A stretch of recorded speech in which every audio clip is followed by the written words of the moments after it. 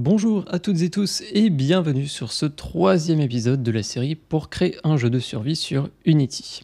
Je suis très content de vous retrouver parce qu'aujourd'hui on va concrétiser ce qu'on a commencé à l'épisode précédent, à savoir l'inventaire. Aujourd'hui on va ajouter une partie graphique, une partie visuelle à notre inventaire. On va donc pouvoir l'ouvrir avec une touche, consulter les items qu'on a à l'intérieur et par la suite on pourra justement gérer tous ces items. Juste avant qu'on ne commence, je me permets de vous rappeler que toutes les vidéos que je réalise sur cette chaîne, y compris cette série, sont gratuites et accessibles à tout le monde. Et si cela est possible, c'est grâce aux tipeurs qui soutiennent financièrement la chaîne. Pour certains depuis quelques jours, pour d'autres depuis plusieurs semaines, mois, voire années.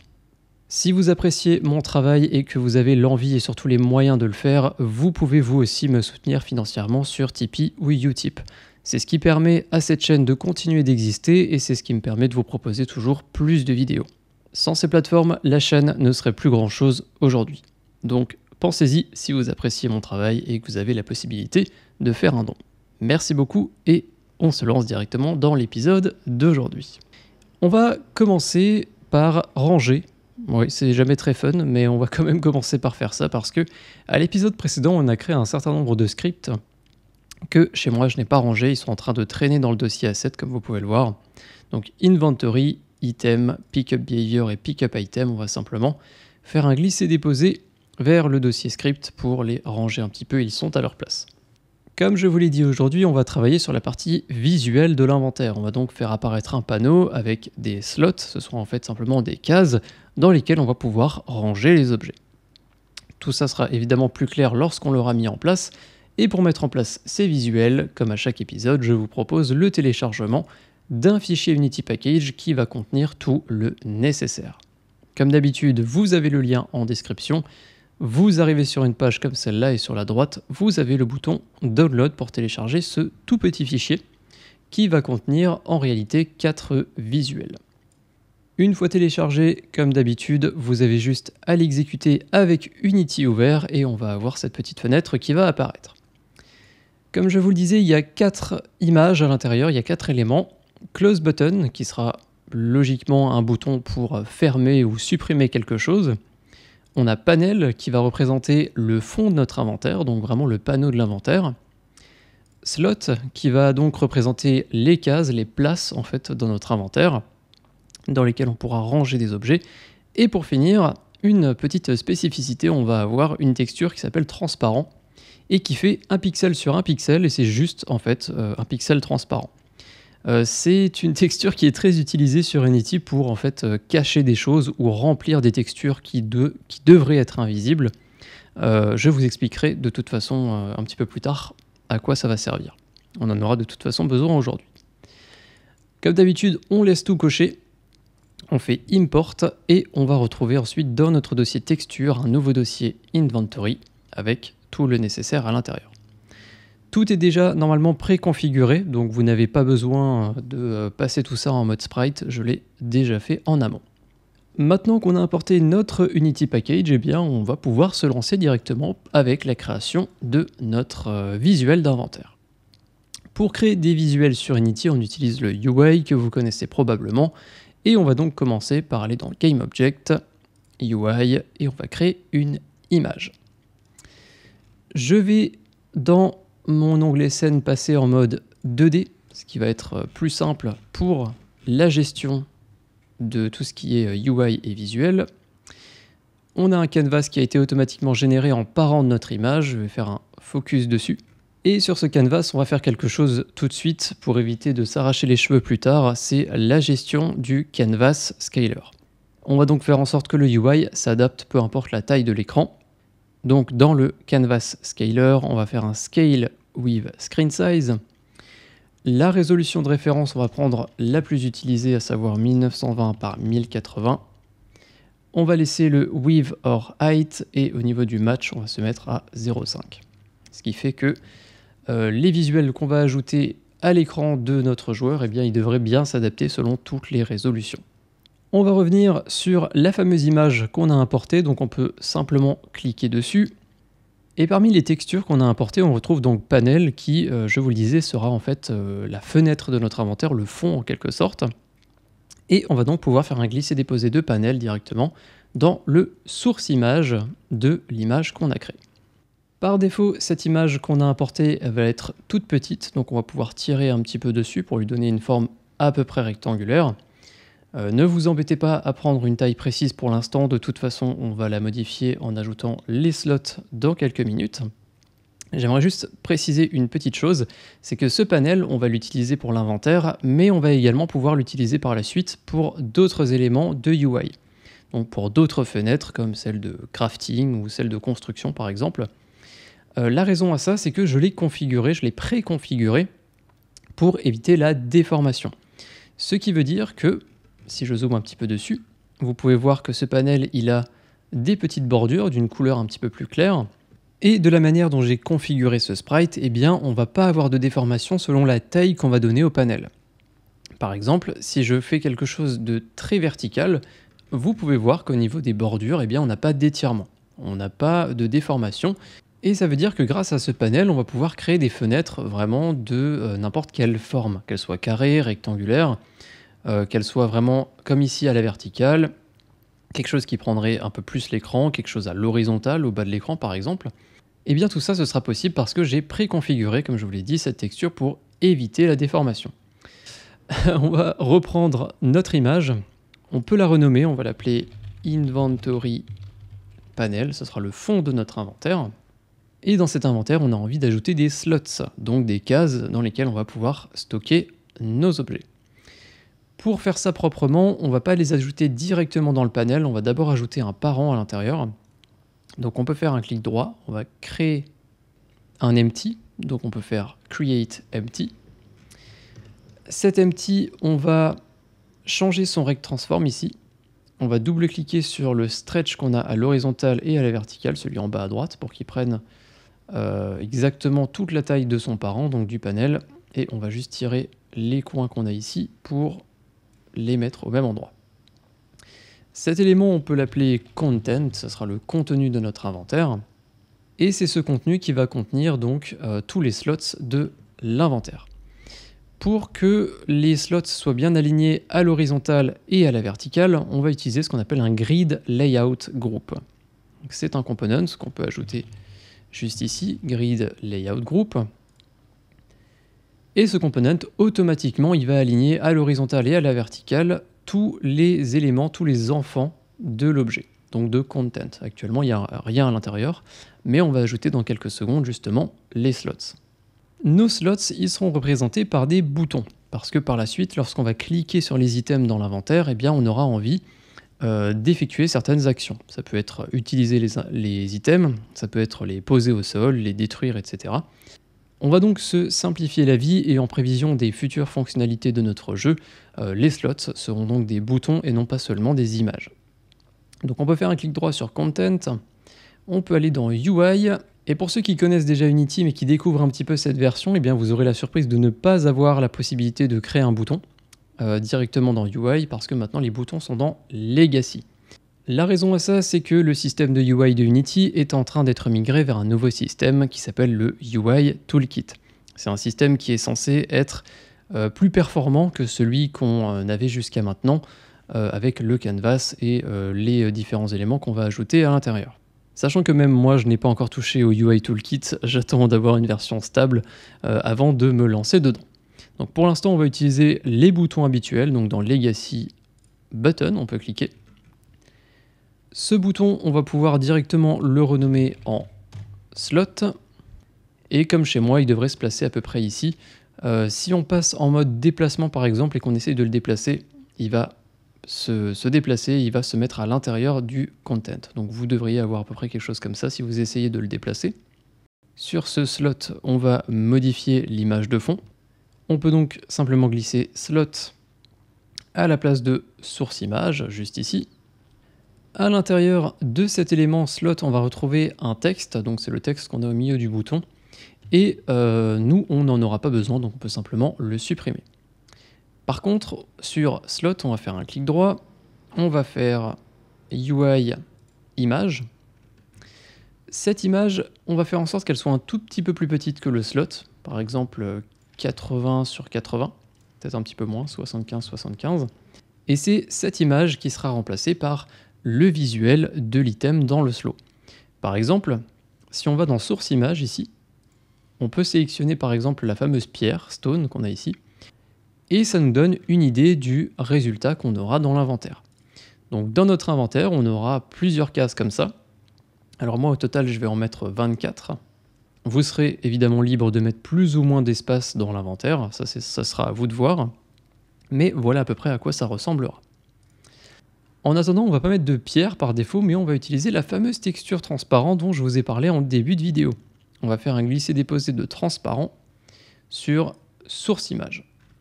Comme ça, on a l'impression en fait que le slow est vide, alors qu'en réalité, il y a une image transparente.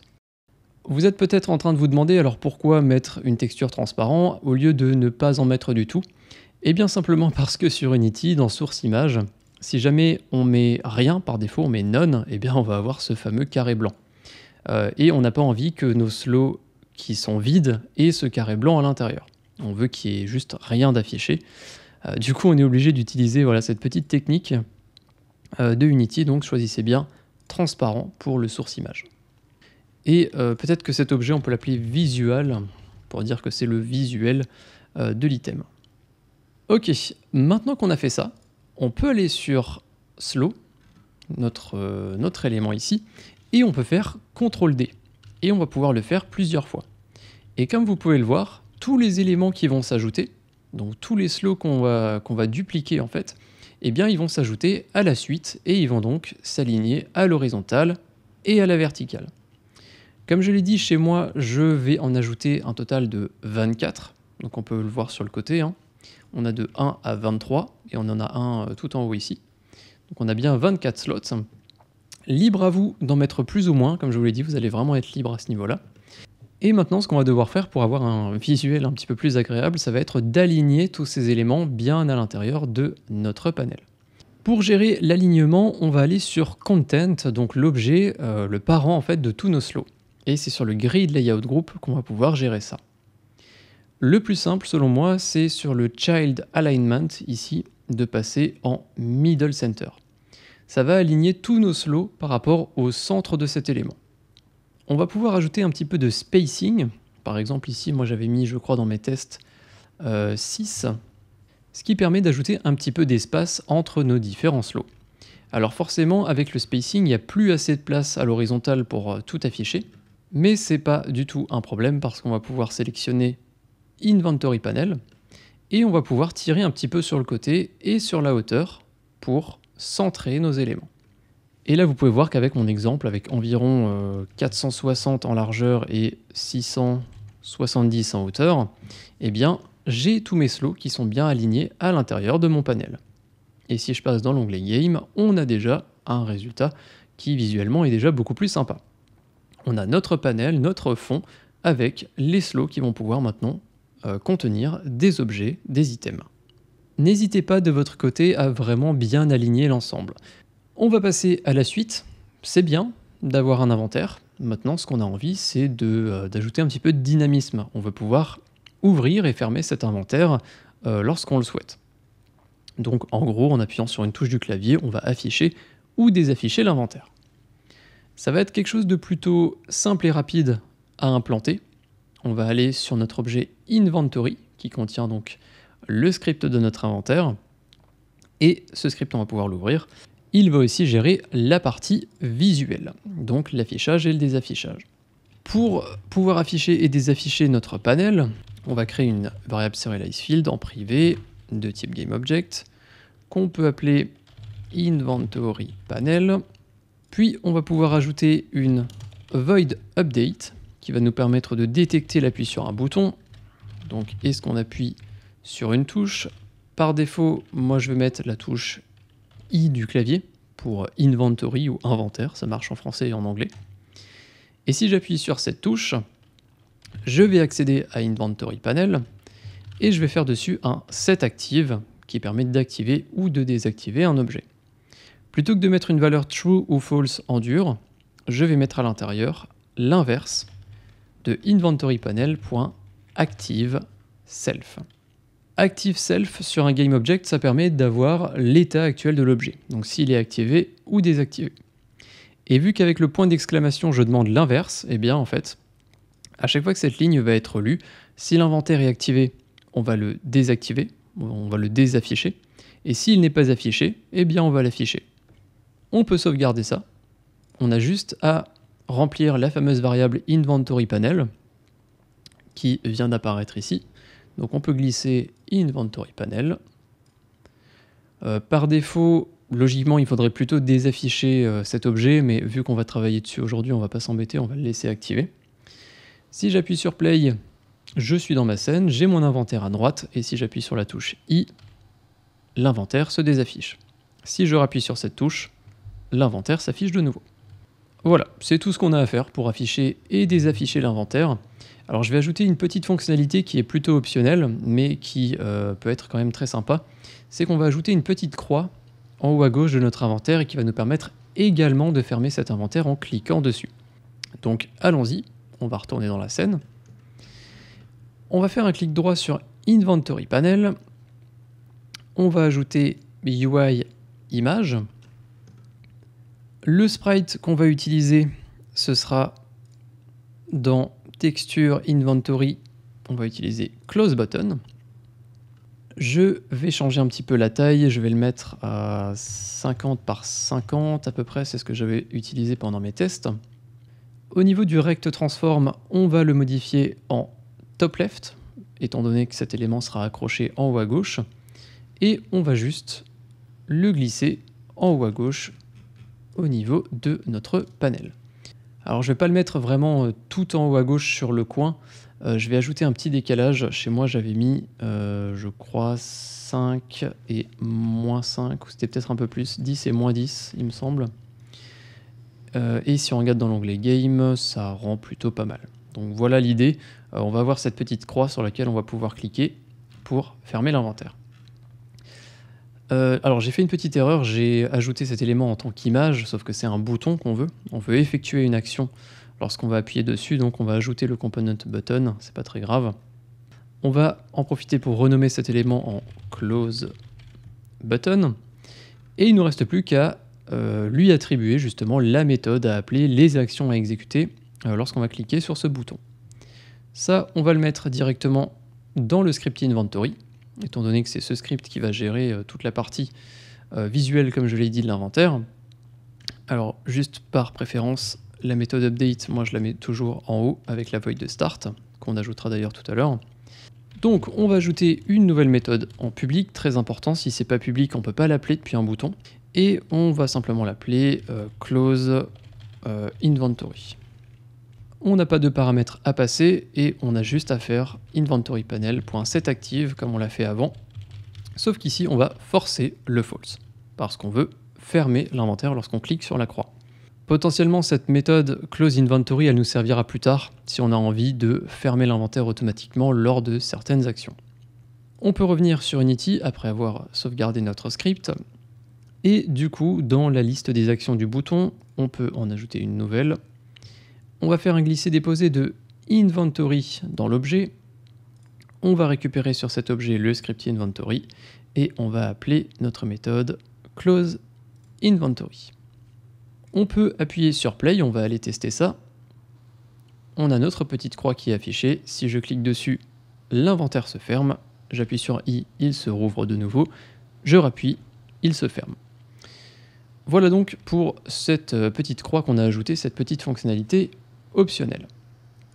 Ok, on peut maintenant afficher et désafficher l'inventaire à notre guise.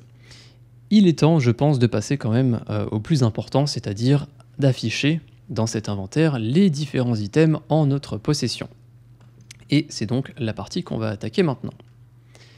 On va retourner dans notre script inventory. On va créer une nouvelle méthode qui va en fait prendre content, qui va boucler dessus sur tous les objets qu'on a réellement en notre possession, et il va pour chacun de ces objets l'afficher dans un des slots de notre inventaire.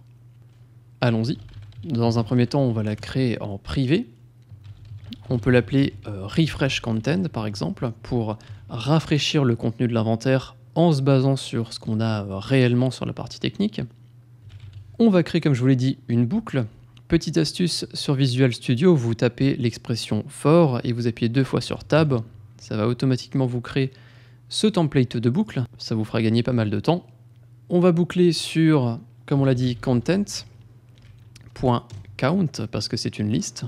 Et donc maintenant, pour chaque élément qu'on a dans notre inventaire, on va accéder à un slot et on va remplir ce slot avec l'image de notre item.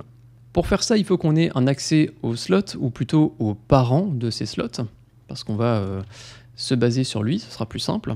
Donc on va créer une référence, serialize field, private, on va prendre une transform directement, et on va l'appeler inventory slots parent.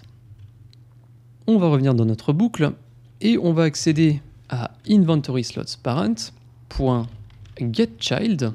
On va donc récupérer un enfant sur cet objet, et pour rappel, les enfants de cet objet, donc, ce sont les slots. On va récupérer celui à la position i, donc là où on est en train de boucler dans notre inventaire. Sur le slot qu'on a récupéré se trouve, comme on l'a vu avant, un enfant à l'intérieur qui s'appelle visual. Et c'est ce visual qu'on veut remplacer par le visuel de notre item. On va le faire un petit peu en mode barbare dans un premier temps. On va faire un getChild après le getChild, je vais y revenir. Et sur cet élément, on va récupérer le component image. Alors par défaut, c'est pas proposé par Unity, vu qu'on utilise du UI, il faut d'abord qu'on aille tout en haut et qu'on fasse using Unity Engine.ui en majuscule pour avoir accès à ces components. Donc on précise bien image, attention à bien mettre le bon terme. Et on va accéder à l'élément sprite qu'on va remplacer par content i qui représente l'item sur lequel on est en train de boucler dans notre inventaire, et on va faire un point visual. Et on peut sauvegarder. Alors juste avant de vous montrer que ça fonctionne bien, j'attire votre attention sur ce qu'on a fait ici. Comme je vous l'ai dit, c'est un petit peu une technique barbare. C'est que getChild, ça s'appelle depuis une transform. Donc inventory slots parent, on l'a vu, est une transform. Étant donné que ça nous renvoie également une transform, eh bien en théorie on peut faire des getChild à l'infini. On peut faire ça par exemple, et ce sera totalement juste en termes de compilation de code, mais clairement ne le faites pas, hein, ni dans ce projet ni dans n'importe quel autre, simplement parce que si on récupère l'enfant d'un enfant, d'un enfant, d'un enfant, d'un enfant, etc., ça fonctionnera, mais clairement on va vite s'y perdre. Donc théoriquement, getChild une fois ça va, getChild deux fois, théoriquement ça va plus. Je vais pourtant le laisser tel quel dans cet épisode. La raison à ça, c'est que cette ligne, ce code, on va revenir dessus dans l'épisode suivant. On ajoutera un script qui nous permettra de simplifier et de faire ça d'une manière un petit peu plus propre. Donc pour l'instant, je vais le laisser tel quel, mais ne vous inquiétez pas, on va revenir dessus. Il nous reste une chose à faire, c'est d'appeler cette méthode lorsqu'on a envie de mettre à jour le visuel de l'inventaire basé sur ce qu'on a réellement dans l'inventaire. Et dans un premier temps, on va donc appeler refreshContent juste après avoir ajouté un objet à notre inventaire. Donc on a juste à appeler refreshContent. On peut revenir sur Unity. On va aller sur notre script inventory et il faut qu'on précise quel est le inventory slots parent à ce niveau-là. Et on va donc glisser content. Et en théorie, ça devrait marcher. On a juste à appuyer sur play et on va aller tester ça. J'ai toujours ma pierre dans la scène, ce qui fait que si je m'en approche et que j'appuie sur E, on peut voir que mon personnage a ramassé cette pierre et qu'elle a automatiquement été ajoutée dans mon inventaire. J'ai bien ici une pierre qui a été ajoutée dans la première case. On peut évidemment tester avec plusieurs items. Je vais quitter le mode 2D dans la scène. Je vais aller au niveau de ma pierre. Je vais en ajouter plusieurs, juste pour qu'on puisse tester. Je vais appuyer sur play. Par défaut, l'inventaire est vide et à chaque fois que je vais ramasser une pierre, eh bien, elle va être ajoutée à l'un des slots disponibles de notre inventaire. Donc c'est déjà pas mal, on a déjà une première partie qui est plutôt fonctionnelle avec enfin un visuel de notre inventaire. On voit enfin à quoi ont servi tous nos efforts dans cet épisode et le précédent. Pour rappel, cette image qui est utilisée pour peupler le slot, c'est celle qui est précisée sur l'instance de notre item Stone dans Visual ici. Donc c'est quelque chose qu'on avait ajouté dès l'épisode précédent et qui aujourd'hui est utilisé directement pour peupler les différents slots. On peut arrêter le mode play. Alors je remarque juste que sur mon instance Stone, on a perdu la connexion avec la prefab parce qu'on l'avait modifié à l'épisode précédent, donc on va en profiter tout de suite dans le dossier prefab, Stone, glisser-déposer dans prefab. Comme ça, c'est fait et ce sera prêt pour la suite. Donc on est déjà plutôt pas mal, on va aller un tout petit peu plus loin encore dans l'épisode d'aujourd'hui. On va reprendre Inventory et je vais vous montrer un bug parce que oui, on a introduit au moins un bug aujourd'hui et on va en corriger un tout de suite. Par défaut, vous pouvez voir que Content dans notre inventaire est vide. Ça veut dire qu'on commence avec un inventaire vide. Sauf que théoriquement, on peut très bien aller sur notre instance Stone, faire un glisser-déposer sur Content, on a une pierre qui est ajoutée et ça veut dire que par défaut, on devrait avoir une pierre dans notre inventaire. On va, pour que ça fonctionne, aller dans notre script Inventory, on va créer une void start, et à l'intérieur, donc au lancement du jeu, on va faire un refresh content. Ce qui nous permettra donc de pouvoir ajouter potentiellement à notre personnage des objets par défaut. Donc là, par défaut, il a une pierre, ce qui fait que si j'appuie sur play, on devrait en retrouver une, comme vous pouvez le voir directement dans l'inventaire. Donc c'est parfait, ça fonctionne. Le bug qu'on a introduit, c'est qu'on n'a pas ajouté de limite de taille à notre inventaire. Alors on a ajouté une limite de slots, chez moi j'en ai 24, je vais partir du principe que vous en avez mis autant. Chez moi j'ai 24 slots, donc visuellement j'ai une limite, mais au niveau de content, en théorie il n'y a pas de limite, je peux ajouter autant d'items que je veux. Par exemple, dans contents, si je mets 24, j'aurai 24 pierres dans mon inventaire, et on peut voir que j'ai effectivement 24 pierres dans mon inventaire. Tout est entièrement rempli. Le problème maintenant, c'est que si j'essaye de ramasser cette pierre qu'on a ici, je vais m'en approcher, appuyer sur E, je vais avoir l'animation, je vais avoir l'élément qui va être ajouté à mon content.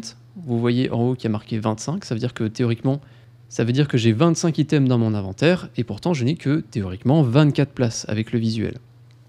Donc, il va falloir qu'on règle ce petit problème. On a eu d'ailleurs une erreur dans la console qui nous dit « Transform child out of bounds ». Effectivement, parce qu'en fait, on a essayé de récupérer le 25e slot, sauf que ce slot, il n'existe pas. Donc, il est temps d'ajouter une limite à notre inventaire pour éviter ce genre de bug. Pour ça, on va revenir dans Inventory, et on va ajouter une nouvelle variable qui va représenter la taille de notre inventaire. Cette variable, on va la marquer comme étant une constante, une int. Pourquoi constante? Parce qu'elle ne changera pas. Et on va l'appeler Inventory Size, qui par défaut chez moi est à 24. Bien évidemment, vous précisez ici le nombre de slots que vous avez utilisé chez vous. Je donne une petite précision par rapport aux constantes. Il y a énormément de langages qui généralement les écrivent complètement en majuscules de cette manière avec un underscore pour représenter les espaces. Personnellement, moi c'est la technique que j'utilise, mais en C#, d'après la convention de Microsoft, on devrait utiliser le Pascal Case, donc le Inventory Size, c'est-à-dire une majuscule au début et une majuscule pour chaque mot qui compose la variable. Donc c'est une question de préférence, moi je vous l'ai dit, je préfère les majuscules, mais je vais respecter la convention parce que je me dois de le faire, vu que je fais des tutoriels sur internet, je ne vais pas vous inculquer les mauvaises pratiques. Maintenant qu'on connaît la taille maximale de notre inventaire, eh bien on va pouvoir, en fait, à chaque fois qu'on essaye de ramasser un objet, vérifier si on a de la place dans notre inventaire. Et pour faire ça, on va simplement comparer la taille maximale avec le nombre d'objets qu'on a dans Content. Pour faire ça, on va aller tout en bas, on va ajouter une nouvelle méthode qui sera en public parce qu'il va falloir qu'on l'appelle depuis le script qui permet de ramasser les objets. Cette méthode, on va la mettre, ça sera une boole vu qu'elle va retourner true ou false, et son nom, ce sera isFull. On va donc retourner si oui ou non l'inventaire est plein ou s'il y a encore de la place. On va juste faire un return de Inventory Size, donc notre constante, et on va la comparer à content.count. Ce qui veut dire que si la taille de l'inventaire maximale est égale à la taille actuelle, donc au nombre d'objets qu'il y a actuellement, ça veut dire que l'inventaire est plein. Et nous, c'est tout ce qu'on veut savoir, c'est que si l'inventaire est plein et qu'on essaye de ramasser un objet, on ne devrait pas pouvoir le ramasser. On peut sauvegarder ça, et maintenant, on va pouvoir aller dans le script qui est responsable du ramassage d'objets. Il est sur notre player, et c'est le fameux script Pickup Behavior qu'on a ajouté à l'épisode précédent. On peut l'ouvrir. On a déjà une référence à Inventory dans ce script, ce qui veut dire qu'on a juste dans notre méthode doPickup, qui est vraiment, c'est de là que va partir tout le système de ramassage. On va lancer l'animation, on va bloquer le mouvement du personnage, etc. Ici, on va juste vérifier si inventory.isFull est à true, et si c'est le cas, on va juste faire un return. On va donc en fait bloquer le ramassage des items si l'inventaire est plein. Pour qu'on ait quand même un petit retour et pour qu'on comprenne ce qui se passe, on va juste ajouter un debug.log et on va dire inventory full. Sachant qu'on a même l'information de l'item qu'on essaye de ramasser, on peut même compléter un petit peu ce debug.log en ajoutant count pickup double point et on peut mettre un petit plus avec item.name pour afficher l'item qu'on a essayé de ramasser. Et on peut sauvegarder. On va revenir sur Unity. Mon inventaire actuellement, il est entièrement plein. J'ai 24 éléments par défaut. Donc je vais appuyer sur Play. Et ça veut dire que je ne devrais pas être en mesure de ramasser, par exemple, l'une de ces pierres. Donc si je vise, dans la console, on me dit qu'il y a un item en face de moi. Et si j'essaye de le ramasser, j'appuie sur E. On peut voir que le personnage n'a pas lancé l'animation, il n'a pas essayé de le ramasser. Et j'ai bien un message qui me dit que l'inventaire est plein et que je ne peux pas ramasser la stone, donc la pierre qu'il y a devant moi. On peut refaire un petit essai en mettant content à 23, donc théoriquement on aura une place dans l'inventaire. On va appuyer sur play. On a bien une place tout en bas à droite. Je m'approche de ma pierre, je lance le ramassage. Ça fonctionne, elle est ajoutée. Mais la suivante, par contre, je ne peux pas la ramasser. Et j'ai bien un message dans la console. Donc c'est parfait. On a fixé le bug au niveau de la taille. On a maintenant la taille de notre inventaire qui est la même en termes de visuel et en termes techniques. Ça nous évitera déjà pas mal de bugs. Donc à chaque fois qu'on voudra ajouter un élément à l'inventaire de notre personnage, eh bien on pourra utiliser un appel à isFull pour vérifier si on a de la place ou non. On va ajouter une dernière petite chose dans ce projet, c'est quelque chose que je vous avais promis à l'épisode précédent, c'est de faire en sorte que lorsque le personnage regarde un objet, c'est qu'on lui affiche un message à l'écran pour lui dire d'appuyer sur la touche E pour ramasser cet objet. Dans l'onglet scène, on va repasser en mode 2D. On va revenir sur ce qu'on a fait tout à l'heure dans le canvas, donc notre panel qui est juste ici. Et dans notre canvas, on va donc ajouter tout en bas de l'écran, moi je vais le mettre en bas au milieu, mais vous pourrez le mettre à peu près où vous voulez, le fameux message, appuyez sur E pour ramasser un objet. Je vais faire un clic droit sur Canvas, je vais aller dans UI. On n'a plus non plus les textes basiques dans le UI, il faut de nouveau aller dans Legacy, puis Texte. Ce texte qu'on a ajouté, on va pouvoir le tirer un petit peu pour lui donner un peu plus de place. On va augmenter le font size qu'on a ici. Moi, je l'avais mis à 75 pendant mes tests. Ce texte, je vais l'aligner à l'horizontale, à la verticale. Je l'avais mis également au niveau du font style en bold, donc en gras. Et moi, je vais faire le jeu en anglais comme d'habitude, mais vous pouvez tout à fait taper ça en français. Ça ne changera rien. Je vais mettre Press I to pick up. Donc, appuyez sur E pour ramasser. Je vais le placer en bas au centre de l'écran, à peu près ici. Au niveau du Rect Transform, je vais le mettre en Bottom Center.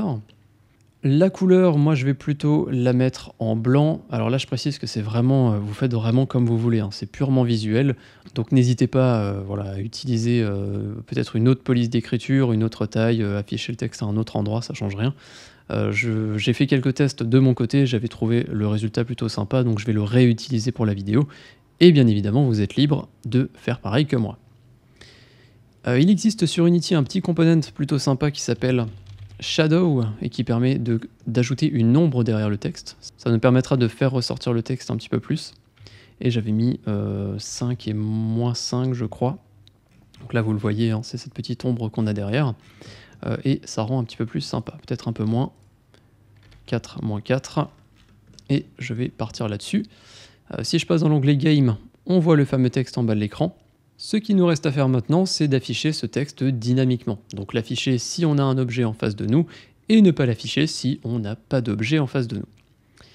Pour activer et désactiver ce texte, que je vais directement renommer en pickup text pour m'y retrouver, on va aller sur la main caméra qui possède le script pickup item, responsable littéralement du ramassage des objets.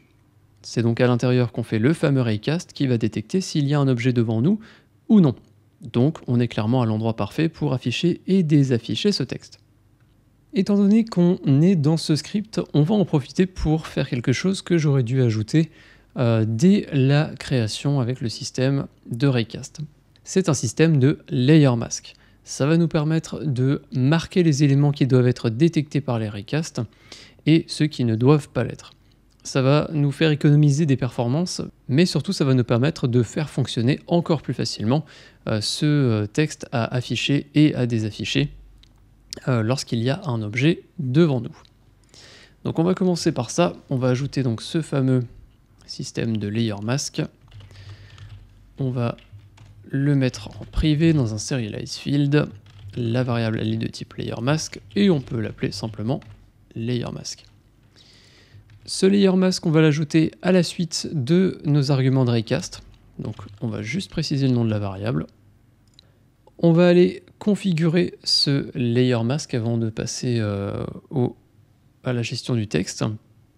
Donc une fois sur Unity, on va aller sur notre préfab de Stone, donc project préfab Stone, et on va lui ajouter un layer personnalisé. On va faire add layer, et c'est en fait un layer qu'on va mettre sur tous nos objets, et ce sera le layer item.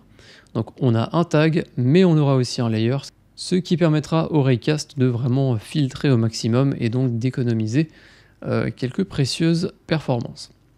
On va revenir sur Stone, on lui applique le layer qu'on vient d'ajouter. On peut ensuite se rendre sur notre main caméra. On va aller au niveau de pickup item et on a une nouvelle variable qui est apparue, layer mask, avec par défaut rien qui est coché, donc nothing, et nous on va juste cocher item, parce qu'on veut que notre raycast ne détecte que les objets. Une fois que c'est fait, tout est configuré, donc on n'a plus qu'à ajouter maintenant la référence au texte pour l'activer et le désactiver. Donc on va créer une variable serialize field qu'on va mettre en privé. Ce sera un GameObject et ça va être notre pickup text. Le pickup text, on va l'activer si on détecte qu'il y a un objet devant nous. Donc en fait à la place du debug.log qu'on a ajouté ici, on va mettre pickup text.setActive true.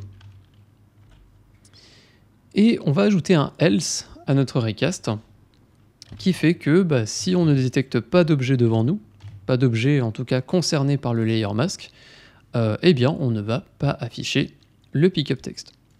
Donc on va simplement copier la ligne, pickup text setActive, et on va mettre false. On peut sauvegarder, on va revenir sur Unity. Il faut sur notre main caméra, sur notre script pickup item qu'on précise pickup text. Donc on peut glisser le fameux texte qu'on a créé. Et par défaut, ce texte on peut le désactiver, mais ça va également se faire automatiquement si on appuie sur play. La caméra ne détecte pas d'objet, donc elle n'affiche pas le texte. On va essayer, je vais m'approcher d'un objet, je vais maintenir le clic droit, je vise l'objet et on peut voir qu'on a bien le texte qui apparaît. Press I to pick up. Si jamais je vise en dehors de l'objet, donc je ne le regarde plus, vous voyez que le texte a disparu. Si je relâche le clic droit également, on n'a plus le texte qui apparaît parce que la caméra est trop loin de l'objet pour le ramasser. Si je ramasse mon objet, pareil, vu que l'objet a disparu, le texte disparaît également, le système a détecté qu'on ne regardait plus un objet. Et je pense qu'on a atteint l'objectif d'aujourd'hui. Ça y est, on a un visuel qui est réellement représentatif de ce qu'on a dans notre inventaire. On a maintenant tous nos items qui sont affichés dans une fenêtre. Ce qui nous ouvre la porte à d'autres fonctionnalités, notamment la gestion des items, pour les consommer, les détruire, les utiliser, etc. Bref, on va pouvoir en faire pas mal de choses de ces items et on commencera dès le prochain épisode. Je vous remercie d'avoir suivi cet épisode jusqu'à la fin, j'espère qu'il vous a plu, j'espère que cette série vous plaît toujours autant que les 2 premiers épisodes. Je remercie très chaleureusement les tipeurs du mois dernier qui sont affichés sur la droite de votre écran. Merci à vous qui rendez ces vidéos possibles et cette série possible. Si vous appréciez mon travail et que vous avez l'envie et la possibilité de me soutenir financièrement, vous pouvez le faire sur les plateformes Tipeee ou Utip, vous avez les liens en description. Je vous dis à très bientôt pour le prochain épisode de la série pour créer un jeu de survie sur Unity. Salut!